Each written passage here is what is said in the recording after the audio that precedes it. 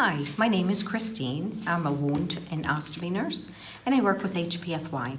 So I'd like to talk with you about wound cleansers. They're great to have around, especially if you have little kids, but for anybody with a chronic wound or a wound that needs to be cleaned and has dressing changes daily. These wound cleansers, they're great because they keep down bacterial load, cleanses debris out of the wound. So if you have a kid that falls and scrapes their knee, that will help get rid of some of that debris and dirt that can be in the wound. So these are available in squeeze bottles. They're available in trigger spray, and you would spray them as directed. Usually it's just about an inch or two from the wound. That allows the pressure it needs to cleanse the debris out of the wound. It helps keep biofilm down.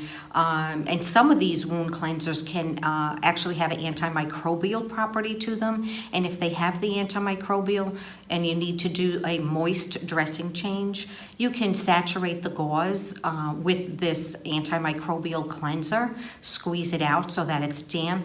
That can be packed into the wound, and that will help keep the bacteria load down.